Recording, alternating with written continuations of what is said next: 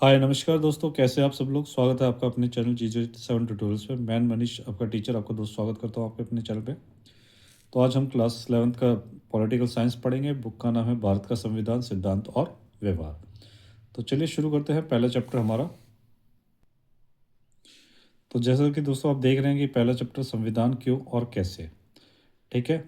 ये हम political science से रिलेटेड है, तो हम सीधा सा फोकस करते हैं कि परिचय सबसे पहले देख लेते हैं कि यह पुस्तक संविधान की कार्य प्रणाली पर लिखी गई है। आगे के अध्यायों में आप संविधान की कार्य प्रणाली के विभिन्न पहलुओं में बारे में पढ़ेंगे। हमारे देश के सरकार की विभिन्न संस्थाओं और उनके आपसी संबंधों के बारे में आपको ज्ञान होगा। लेकिन इससे पहले कि आप चुनाव की सरकार, राष्ट्रपति और प्रधानमंत्री के बारे में पढ़ें, यह समझना जरूरी है कि सरकार के पूरे ढांचे और सरकार की संस्थाओं को नियंत्रित करने वाले विभिन्न सिद्धांतों की उत्पत्ति भारत के संविधान से हुई है। इस अध्याय के अध्ययन में आपको निम्न बातों का ज्ञान होगा। सबसे पहले संविधान किसे कहते हैं, जो हमारे लिए जानना बहुत ज़रूरी है। फिर ये संविधान समाज को क्या देता है, संविधान समाज में शक्ति का बंटवारा कैसे करता है, और भारत का संविधान कैसे बनाया जाता है। ठीक है, तो ये हमारे लिए इम्पोर्टेंट है। चलिए नेक्स्ट पेज पे चलते हैं। तो दोस्तों सबसे पहले हम क्या देखेंगे कि हमें संविधान की क्या आवश्यकता है। ठीक है, तो संविधान क्या है, इसके कार्य क्या है, समाज के लिए उसकी क्या भूमिका है, हमारे दैनिक जीवन से संविधान का क्या संबंध है। और इन प्रश्नों के उत्तर उतने कठिन नहीं है जितना आप सोचते हैं। ठीक है, संविधान क्या है और इसका कार्य क्या है। तो सबसे पहले चलते हैं। संविधान तालमेल बढ़ाता है और भरोसा दिलाता है। कल्पना करें कि आप एक बड़े समूह के सदस्य हैं। यह भी कल्पना करें कि उस समूह की कुछ विशेषताएं हैं। मसलन उस समूह के सदस्य एक दूसरे से अनेक तरह से भिन्न हैं।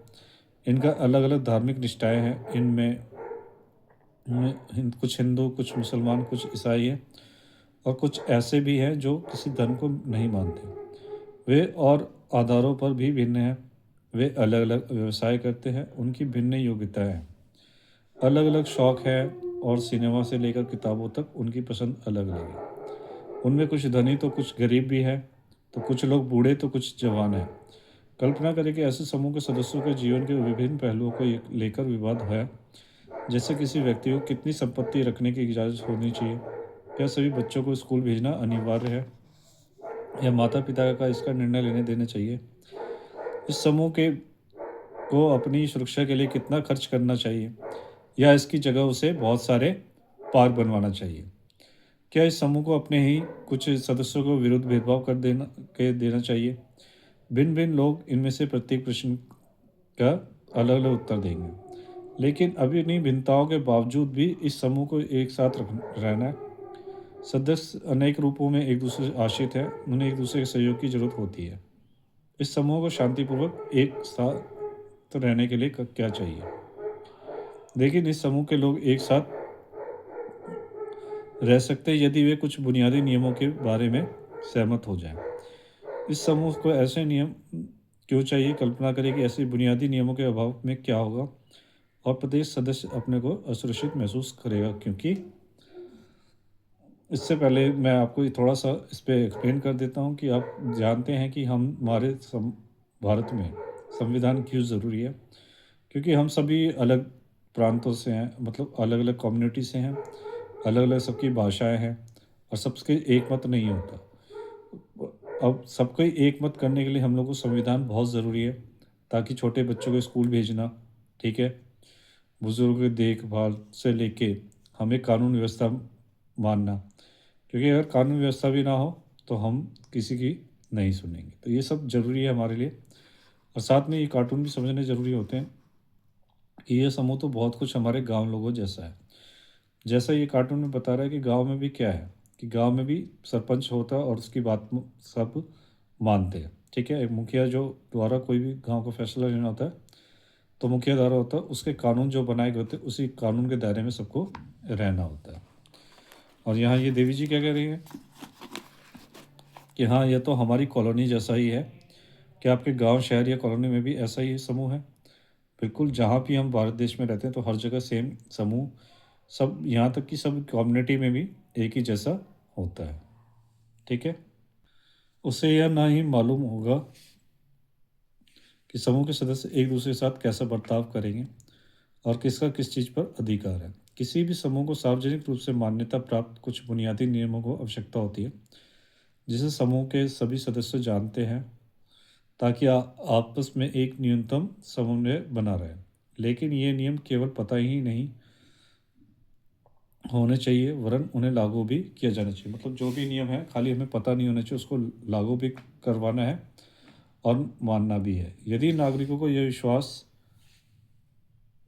न हो कि दूसरे नागरिक भी उन नियमों का पालन करेंगे, तो उनके पास भी उन नियमों को पालन करने का कोई अधिकार या आधार नहीं होगा। लेकिन जब यह कहा जाता है कि उन नियमों को न्यायालय में लागू किया जाएगा, तो इसमें से सभी को विश्वास हो जाता है कि और लोग भी इन नियमों का पालन करेंगे, क्योंकि ऐसा न करने पर उन्हें दंड दिया जाएगा।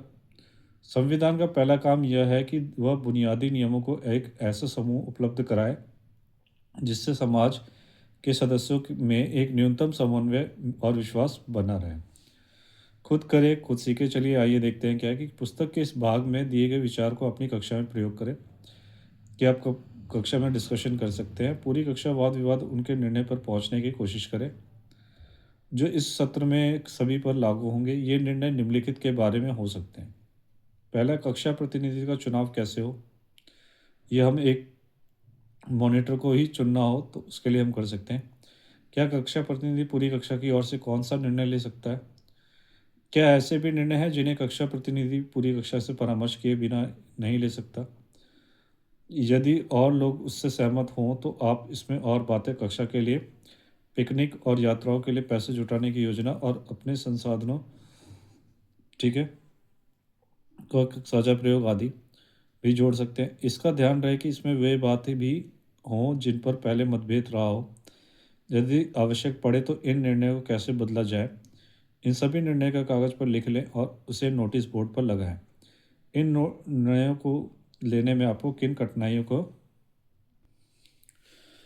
सामना करना पड़ा, क्या विभिन्न छात्रों में इस पर मतभेद था, उन मतभेदों को आपस ने कैसे सुलझाया, क्या इस प्रक्रिया से पूरी कक्षा को कुछ लाभ हुआ। अब है निर्णय निर्माण शक्ति की विशिष्टताएं। संविधान कुछ ऐसे बुनियादी सिद्धांतों का समूह है जिसके आधार पर राज्य का निर्माण और शासन होता है। ठीक है, संविधान क्या है कि कुछ ऐसी बुनियादी सिद्धांत हैं जिस पे क्या होता है, हमारे देश का या किसी भी देश का, जिसके आधार पर राज्य का और निर्माण और शासन होता है।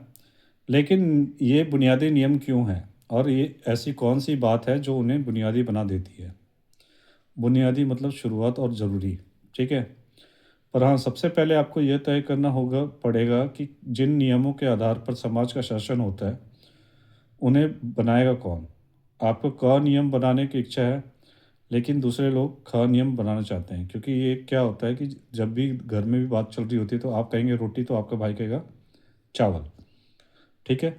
फिर जाके मम्मी डिसाइड करती है कि आपको घर में क्या बनेगा। ऐसे ही फिर यह कैसे तय किया जाए कि इस इच्छा वाले नियमों से हम पर शासन हो। जिन नियमों के अंतर्गत आप सभी को रखना चाहते हैं वे आपको सर्वश्रेष्ठ लग सकते हैं, लेकिन दूसरे लोगों को लगता है कि उनके द्वारा सुझाए गए नियम सर्वश्रेष्ठ हैं। ठीक है, हर किसी को लगता है कि जो भी वो सुझाव दे रहा है वो सर्वश्रेष्ठ है। इस विवाद को कैसे सुलझाया जाए। अतः यह निर्णय करने से पहले कि हमारे समूह को किन नियमों से शासित होना है, हमें वास्तव में यह तय करना पड़ेगा कि उन नियमों को बनाएगा कौन। संविधान ही इस प्रश्न का भी उत्तर देता है कि वह समाज में शक्ति के मूल वितरण को स्पष्ट करता है। संविधान यह तय करता है कि कानून कौन बनाएगा। कानून कौन बनाएगा, इस पर प्रश्न का उत्तर सैद्धांतिक रूप से कई प्रकार से दिया जा सकता है। राजतंत्र में कानून का निर्माण राजा करता है, जबकि कुछ संविधान जैसे पुराने सोवियत संघ को से संविधान में निर्णय करने का अधिकार केवल एक पार्टी को दिया गया था। लेकिन लोकतांत्रिक संविधानों में निर्णय मोटे तौर पर जनता लेती है। लेकिन यह विषय इतना सरल नहीं है।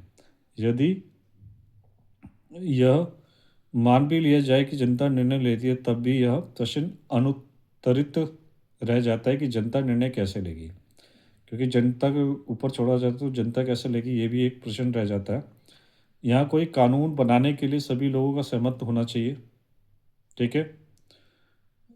उसके बाद क्या है कि प्राचीन यूनान की पद्धति के अनुसार क्या प्रत्येक मुद्दे पर सभी लोगों को वोट देना चाहिए, या लोगों को अपने निर्वाचित प्रतिनिधियों के द्वारा अपनी राय को व्यक्त करना चाहिए। ठीक है, क्योंकि अगर प्रति बात पे वोट करने लगे तो बहुत टाइम पैसा सब कुछ वेस्ट होगा। तो इससे अच्छा होता है कि किसी प्रतिनिधि को जिनको हमने चुना है वही आके डिसीजन ले। लेकिन लोगों को अपने प्रतिनिधियों के माध्यम से काम करना हो तो उन प्रतिनिधियों का चयन कैसे हो और कुल कितने प्रतिनिधि हो।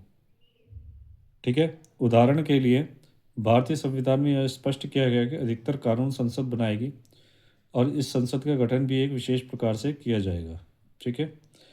किसी समाज में कानून कैसे हैं इसे देखने से पहले उन कानून को बनाने का अधिकार रखने वालों को पहचानना होगा। यदि संसद को कानून बनाने का अधिकार है तो पहले उसे यह अधिकार देने वाले कोई कानून होना चाहिए। यह काम संविधान करता है। संविधान वह सत्ता है जो सर्वोत्तम सरकार बनाती है। ठीक है, संविधान के जरिए ही सरकार बनती है। संविधान का दूसरा काम क्या है, यह स्पष्ट करना है कि समाज में निर्णय लेने की शक्ति किसके पास होगी। संविधान यह भी तय करता है कि सरकार कैसे निर्मित होगी। ठीक है। इससे पहले हम एक कार्टून देख लेते हैं। ठीक है। कार्टून हमें बहुत कुछ सिखाते हैं। ये कानून है यूरोप के संविधान। ठीक है। यूरोपीय संघ के देशों ने यूरोपीय संविधान बनाने की कोशिश की, उनकी कोशिश असफल हो गई क्योंकि कार्टूनिस्ट ने संविधान निर्माण में उनके प्रयास को मारपीट और झगड़े से भरी कोशिश के रूप में देखा है। क्या संविधान निर्माण की प्रक्रिया में हमेशा ऐसा ही होता है? नहीं, क्योंकि अगर हम एक मत नहीं होंगे, हम किसी का चुनाव नहीं करेंगे और अलग अलग पार्टियां जो है वो अगर संविधान लिखने बैठेगी तो यही होने वाला है, क्योंकि सारी जो पार्टियां हैं वो अपना अपना सोच और अपनी अपनी जिद और अपनी अपनी शर्तें रखेंगी। इससे क्या होगा, मतभेद और मारपीट होने का पूरा चांस है। अगर एक पार्टी को हम चुनते हैं वही अगर लिखे तो फिर ज़्यादा अच्छा, फिर उसके साथ क्या है कि सब मत एक के हिसाब से चले। जिसको हमने चुना और सबसे बड़ी बात उन पे हमें विश्वास होना चाहिए और वही लिखे तो ज़्यादा बेहतर होगा। ठीक है। अब चैप्टर पे आते हैं कि सरकार की शक्तियों पर सीमाएं। मान लीजिए कि आपने यह तय कर लिया कि निर्णय कौन करेगा, किंतु जब उस सत्ता ने कानून बनाए और तब आपको लगा कि वे कानून पूर्णतः अनुचित है। उदाहरण के लिए उसने आपको अपने धर्म का पालन करने के से रोक दिया, या उसको ने यह निर्णय लिया कि किसी किसी खास किस्म के रंग वाले वस्त्र नहीं पहने जा सकते, या आप कुछ विशेष गीत गाने को स्वतंत्र नहीं है। ठीक है। यह किसी विशेष समूह, धर्म, जाति के लोगों को सदैव दूसरे की सेवा करने पड़ेगी और उन्हें किसी प्रकार की संपत्ति रखने का अधिकार भी नहीं होगा। यह सरकार किसी को भी मनमाने तरीके से गिरफ्तार कर सकती है या किसी एक खास रंग वाले लोगों को ही कुएं से पानी भरने की इजाज़त दी जाएगी। स्वाभाविक है कि आपको यह कानून अनुचित और अन्यायपूर्ण लगेंगे। यद्यपि ये सभी कानून उस सरकार द्वारा बनाए गए जो एक विशेष प्रक्रिया का पालन करने बनी थी करके बनी थी, लेकिन सरकार द्वारा ऐसे कानूनों को बनाने के पीछे जरूर कोई अन्यायपूर्ण बात रही होगी। और तो संविधान का तीसरा काम यह है कि वह सरकार द्वारा अपने नागरिकों पर लागू किए जाने वाले कानून के कुछ सीमाएं लगाए। ये सीमाएं इस रूप से में मौलिक होती है कि सरकार कभी उसका उल्लंघन नहीं कर सकती। संविधान सरकार की शक्तियों को कई तरीके से सीमित करता है। सरकार की ठीक है, सरकार की शक्तियों को सीमित करने का सबसे सरल तरीका यह है कि नागरिकों के रूप में हमारे मौलिक अधिकारों को स्पष्ट कर दिया जाए और कोई भी सरकार कभी भी उनका उल्लंघन ना करे। इन अधिकारों को वास्तविक स्वरूप और व्याख्या भिन्न भिन्न संविधानों में बदलती रहती है, लेकिन अधिकतर संविधान में कुछ विशेष मौलिक अधिकार सदैव पाए जाते हैं। नागरिकों को मनमाने ढंग से बिना किसी कारण के गिरफ्तार करने के विरुद्ध सुरक्षा प्राप्त है। यह सरकार की शक्तियों के ऊपर से एक मूलभूत सीमा है। नागरिकों को सामान्यतः कुछ मौलिक स्वतंत्रताओं का अधिकार है, जैसे भाषण की स्वतंत्रता, अंतरात्मा की आवाज़ पर काम करने की स्वतंत्रता, संगठन बनाने की स्वतंत्रता। व्यवहार में इन अधिकारों को राष्ट्रीय आपातकाल में सीमित किया जा सकता है और संविधान ये उन परिस्थितियों का उल्लेख भी करता है जिनमें इन अधिकारों को वापस लिया जा सकता है। तो ये यहाँ ये महाशय क्या कह रहे हैं देखते हैं कि ओहो, तो इसका मतलब ये है कि पहले आप एक राक्षस बनाए और फिर खुद को बचाने की चिंता करें। तो मैं ये कहूँगा कि फिर से उस राक्षस जैसी सरकार को बनाया ही क्यों जाए। इसका मतलब ये होता है कि किसी न किसी एक को चुनने से हमारा ये होता है कि हम उसको हमेशा के लिए नहीं चुनते हैं। उसके भी एक टर्म एंड कंडीशन होते हैं, ठीक है? कि हम सब काम हम स्वयं नहीं कर सकते और हम स्वयं करने जाएंगे तो फिर सबका मतभेद अलग अलग होता है। अगर हम एक सरकार चुनते हैं तो सरकार हमारे बारे में सोचती है और उसका निर्णय लेती है, ठीक है? तो यहाँ जिस राक्षस की बात हो रही है उसका सॉल्यूशन भी होता है। अब है समाज के आकांक्षाएं और लक्ष्य। अधिकतर पुराने संविधानों द्वारा केवल निर्णय लेने की शक्ति का वितरण और सरकार की शक्ति पर प्रतिबंध लगाने का काम किया जाता था, लेकिन 20वीं शताब्दी के अनेक संविधान, जिनमें भारतीय संविधान एक अत्यंत सुंदर उदाहरण है, एक ऐसा सूक्ष्म, ठीक है, ढांचा भी प्रदान करता है जिससे सरकार कुछ सकारात्मक कार्य कर सके और समाज के आकांक्षाओं और उसके लक्ष्य को अभिव्यक्ति दे सके। भारत संविधान ने इस संबंध में कुछ नए प्रयोग किए। जिन समाज में नाना प्रकार की असमानताओं की गहरी खाइयाँ हों, वहाँ केवल सरकार की शक्तियों पर प्रतिबंध लगाना ही पर्याप्त नहीं है, वरन वहाँ सरकार को समर्थ और शक्तिशाली बनाना पड़ेगा जिससे वह असमानता और गरीबी के विभिन्न रूपों से निपट सके। उदाहरण के लिए भारत का आकांक्षा की है कि हम एक ऐसा समाज बनाएं जिसमें जातिगत भेदभाव ना हो। यदि यह हमारे समाज का आकांक्षा है तो हमें अपना सरकार को इतना समर्थ और शक्तिशाली बनाना पड़ेगा कि वह इस लक्ष्य को प्राप्त करने के लिए सभी आवश्यक कदम उठा सकें। दक्षिण अफ्रीका नस्लीय भेदभाव के पुराने इतिहास का कारण है। उसके नए संविधान ने सरकार को इस योग्य बनाया कि वह नस्लीय भेदभाव को मिटा सके। वास्तव में एक संविधान अपने समाज की आकांक्षाओं को पिटा रहा है। उदाहरण के लिए भारत में संविधान निर्माताओं की इच्छा थी कि समाज के प्रत्येक व्यक्ति को बुनियादी भौतिक जरूरतें और शिक्षा सहित वह सब कुछ मिलना चाहिए जिसके आधार पर वह गरिमा और सामाजिक आत्मसम्मान से भरा हुआ जीवन जी सके। भारतीय संविधान सरकार को यह सामर्थ्य प्रदान करता है जिससे वह कुछ सकारात्मक लोक कल्याणकारी कदम उठा सके और जिन्हें कानून की मदद में लागू भी किया जा सके। जैसे जैसे हम भारतीय संविधान को पढ़ते हैं हमें पता चलता है कि ऐसे सामर्थ्य प्रदान करने वाले प्रावधानों को हमारे संविधान की प्रस्तावना को समर्थन प्राप्त है और वे संविधान के मौलिक अधिकारों वाले भाग में पाए जाते हैं। अब यहाँ पे कार्टून बूझ रहे हैं कि संविधान निर्माताओं को लोग अलग अलग आकांक्षाओं से जूझना पड़ा। यहाँ पर नेहरू की अनेक भावी कल्पनाओं के विचारधाराओं में संतुलन करते दिखाया गया है। क्या आप पहचान सकते हैं कि ये विभिन्न समूह क्या चाहते हैं? क्या आपको लगता है संतुलन करने के अंतिम परिणाम क्या हुआ? क्या यहाँ पे चल रहा था कि वंदे मातरम और धुन की बात थी कि धुन मेन है वंदे मातरम, और नेहरू जी इन दोनों में सामंजस्य बिठा सके, इस सामंजस्य बिठा सके तभी आज वंदे मातरम आज इतना ऊपर है। तो वंदे मातरम एक गीत बन सका और उसके बाद वो हमारा राष्ट्रगीत बना, ठीक है? तो इसी तरीके से सामंजस्य बिठाना, जो सरकार हम चुने जिसको भी नेता को चुने वो सामंजस्य बिठा सके किसमें, अपोजिशन में भी और जिसको हमने चुन उसमें भी, ताकि दोनों का काम आराम से हमारा देश चलता रहे आगे। इसके बाद संविधान का चौथा काम यह है कि वह सरकार को ऐसी क्षमता प्रदान करे जिससे वह जनता की आकांक्षाओं को पूरा कर सके और एक न्यायपूर्ण समाज की स्थापना के लिए उचित परिस्थितियों का निर्माण कर सके। संविधान के समर्थ बनाने वाले प्रावधान। संविधान सरकार की शक्तियों को नियंत्रित करने वाले नियमों और कानूनों का ही नाम नहीं है, वह सरकार को ऐसी शक्तियाँ भी देती है जिससे वह समाज के सामूहिक भलाई के लिए काम कर सके। दक्षिण अफ्रीका का संविधान सरकार को उनके उत्तरदायित्व सौंपता है। वह सरकार को पर्यावरण संरक्षण को बढ़ावा देने के अन्यायपूर्ण भेदभाव से व्यक्तियों को और समूहों को बचाने का प्रयास करने के लिए कदम उठाने का अधिकार देता है। वह प्रावधान भी करता है कि सरकार धीरे धीरे सभी के लिए पर्याप्त आवास और स्वास्थ्य सुविधाएं उपलब्ध कराए। इंडोनेशिया में सरकार की जिम्मेदारियों की वह राष्ट्रीय शिक्षा व्यवस्था बनाए और उनकी संचालन कर इंडोनेशिया का संविधान यह भी सुनिश्चित करता है कि सरकार गरीब और अनाथ बच्चों को देखभाल करेगी। ठीक है, तो यहाँ देख रही है मैडम जी क्या कह रही है कि राज्य के नीति निर्देशक तत्व भी सरकार से लोगों को कुछ आकांक्षाएं पूरी करने की अपेक्षा करते हैं।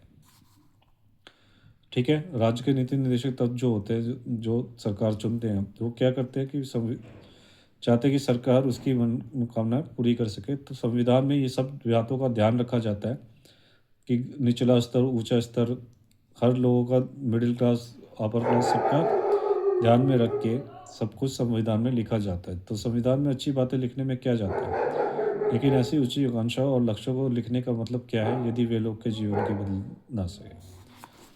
फिर है राष्ट्र की बुनियादी पहचान। ठीक है, तो राष्ट्र की बुनियादी पहचान में क्या है कि आखिरी और शायद सबसे महत्वपूर्ण बात यह है कि संविधान किसी समाज की बुनियादी पहचान होता है।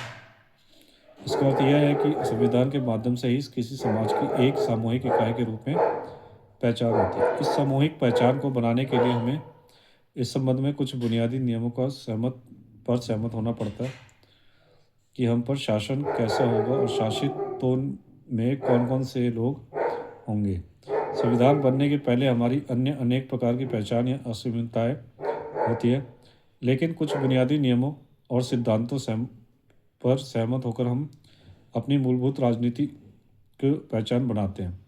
दूसरा, संवैधानिक नियम हमें एक ऐसा विशाल ढांचा प्रदान करते हैं जिससे अंतर्गत हम अपनी व्यक्तिगत आकांक्षाओं, लक्ष्य और स्वतंत्रताओं का प्रयोग करते हैं। संविधान आधिकारिक बंधन लगाकर यह तय कर देता है कि कोई क्या कर सकता है और क्या नहीं। अंततः संविधान हमें एक नैतिक पहचान भी देता है। तीसरा और अंतिम बार शायद यह संभव हो सके कि अनेक बुनियादी राजनीतिक और नैतिक नियम विश्व के सभी प्रकार के संविधानों में स्वीकार किए गए थे। अगर हम दुनिया भर के संविधानों को देखें तो हमें सरकारों के अलग अलग स्वरूप और विविध प्रकार की प्रक्रियाएं दिखाई देंगी। ठीक है, हम देखते हैं कि हर जगह सरकारों का अलग अलग स्वरूप होता है और हर किसी का अपना काम करने का तरीका होता है, लेकिन उनमें काफ़ी कुछ साझा भी है। अधिकतर संविधान कुछ मूलभूत अधिकारों की रक्षा करते हैं और ऐसे सरकारें संभव बनाते हैं जो किसी न किसी रूप में लोकतांत्रिक होती है। लेकिन राष्ट्रीय पहचान की अवधारणा अलग अलग संविधानों में अलग अलग ढंग से की होती है। ज़्यादातर राष्ट्र विभिन्न जटिल ऐतिहासिक परंपराओं के सम्मिलन से बनते हैं। वे उस राष्ट्र में रहने वाले विभिन्न समूहों को कई तरीकों से आपस में मिला लेते हैं। जैसे जर्मनी का निर्माण जर्मन नस्ल के आधार पर हुआ। संविधान ने इस पहचान की व्यक्ति दी। दूसरी ओर भारतीय संविधान जातीयता या नस्ल को नागरिकता के आधार पर रूप में मान्यता नहीं देता। विभिन्न राष्ट्रों में देश की केंद्रीय सरकार और विभिन्न क्षेत्रों के बीच के संबंधों के लिए को लेकर भिन्न भिन्न अवधारणाएं होती है। तो ये संबंध उस देश की राष्ट्रीय पहचान बनाता है। ठीक है, तो कार्टून आप देख सकते हैं कि अब वे सब साथ हाथ मिलाने के लिए तैयार हो जाए जब हम जल्दी ही संविधान बना लेंगे। और यहाँ पे नस्लवादी ये सब चल रहा है कि मेरे पास कागज़ है, संविधान मैं ही लिखूंगा। तो कोई कह रहा है कि मेरे पास कलम है तो संविधान मैं ही लिखूंगा। तो सब अपना अपना हिस्सा बताने कि मैं ये लेके आया। जैसे हम बचपन में क्रिकेट खेलते थे तो जिसके पास बैट होता था वही बैटिंग करता था। तो ऐसे ही एक कार्टून बता रहा है कि मेरे पास कलम है, संविधान मैं ही लिखूंगा, और मेरे पास इंक है तो संविधान मैं ही लिखूंगा। इराक में सद्दाम हुसैन की सत्ता खत्म होने पर एक नए संविधान की रचना करने में देश के विभिन्न जाति समूह में काफ़ी संघर्ष दिखाई दिया। इन भिन्न भिन्न लोगों के क्या मांगे हैं, इसमें दिखाए गए संघर्ष को यूरोपीय संघ और भारत के संबंध में पिछले कार्टून में दिखाए संघर्ष के तुलना में यहाँ पे किसी का एक मत नहीं है, सब अपनी अपनी चलाने के लिए बैठे हुए। इसके बाद संविधान की सत्ता। हमने संविधान द्वारा किए जाने वाले कुछ कार्यों का रूपरेखा प्रस्तुत की है। इसमें आप देख सकते हैं कि कहाँ पहुँचे, क्या समझे। तो नीचे भारतीय और अन्य संविधानों के कुछ प्रावधान दिए गए हैं। बताया कि इनमें प्रत्येक प्रावधान का क्या कार्य है। तो सरकार किसी भी नागरिक को किसी धर्म का पालन करने या ना करने की आज्ञा नहीं दे सकती। सरकार की शक्ति या सीमा। सरकार को आय और संपत्ति की असमानता और कम करने का प्रयास अवश्य करना चाहिए। राष्ट्रपति के पास प्रधानमंत्री को नियुक्त करने की शक्ति है। यह संविधान वह सर्वोच्च कानून है जिसके सभी को पालन करना पड़ता है। भारतीय नागरिक किसी खास नस्ल और जाति या धर्म के समेत नहीं है। ये आप पढ़िएगा और अपनी सोच के हिसाब से लिख के एक्टिविटी कंप्लीट करिएगा, ठीक है। और जिसको डाउट हो आप मुझसे पूछ सकते हैं या कमेंट के माध्यम से पूछ सकते हैं। तो इन कार्यों से में स्पष्ट होता है कि अधिकतर समाज में एक संविधान होता है, लेकिन संविधान के बारे में हम 3 प्रश्न कर सकते हैं। संविधान क्या है? संविधान कितना प्रभावी है? क्या संविधान न्यायपूर्ण है? तो अधिकतर देशों में संविधान एक लिखित दस्तावेज के रूप में होता है, जिसमें राज्य के बारे में कई प्रावधान होते हैं। यह प्रावधान बताते हैं कि राज्य का गठन कैसे होगा, वह उन किन सिद्धांतों का पालन करेगा। जब हम किसी देश के संविधान की बात करते हैं तो सामान्य रूप से हम उसी दस्तावेज का जिक्र कर रहे होते हैं, लेकिन कुछ देशों जैसे इंग्लैंड के पास ऐसा कोई दस्तावेज नहीं है जिसे संविधान कहा जा सके, तो बल्कि उसके पास दस्तावेजों और निर्णय को एक लंबी श्रृंखला है जिससे सामूहिक रूप से संविधान कहा जाता है। अंत हम कह सकते हैं कि संविधान यह दस्तावेज या दस्तावेजों के पुंज है जो उन कार्यों को करने का प्रयास करता है जिसका ऊपर उल्लेख किया गया है। लेकिन विश्व में अनेक संविधान केवल कागज पर ही होते हैं, वे केवल थोथे शब्द होते हैं और कुछ नहीं। महत्वपूर्ण प्रश्न ये है कि कोई संविधान कितना प्रभावी, उससे कौन सी बात प्रभावी बनाती है और कौन सी बात यह सुनिश्चित करती है कि लोगों के जीवन को वास्तव में उसका प्रभाव पड़ा। संविधान का प्रभावी होना अनेक कारणों पर निर्भर है, ठीक है। तो आज हम यहाँ तक की रखते हैं, यह पार्ट 1 है। नेक्स्ट वीडियो में हम इससे आगे चलेंगे और जो भी बातें की गई है वो अपने मन में सोचिएगा। आपके मन में भी प्रश्न उठते होंगे, इसका उत्तर आप ज़रूर ढूंढने की कोशिश करिएगा और नहीं तो आप मुझे कमेंट के माध्यम से पूछ सकते हैं। तो वीडियो पे अंत तक बने रहने के लिए धन्यवाद। वीडियो कैसी लगी कमेंट के माध्यम से ज़रूर बताइएगा। आपके जो भी डाउट है वो आप मुझसे कमेंट के माध्यम से पूछ सकते हैं। आप मुझे सोशल मीडिया पे FB पे इंस्टा पे फॉलो कर सकते हैं। हमारा टेलीग्राम चैनल और व्हाट्सएप चैनल भी ज्वाइन कर सकते हैं, वहाँ पे आपको PDF मिल जाएगी। तो ये अलग अलग पार्ट्स में वीडियो आएगा और नेक्स्ट पार्ट में हम जल्दी मिलते हैं। और जो पहली बार आए हैं तो वो लोग प्लीज़ सब्सक्राइब कर दीजिएगा और जो लाइक आपको वीडियो अच्छा लगे तो लाइक सब्सक्राइब जरूर करिएगा और शेयर करिएगा ताकि और बच्चे तक ये वीडियो पहुंच सकते हैं। मिलते हैं नेक्स्ट वीडियो में, धन्यवाद।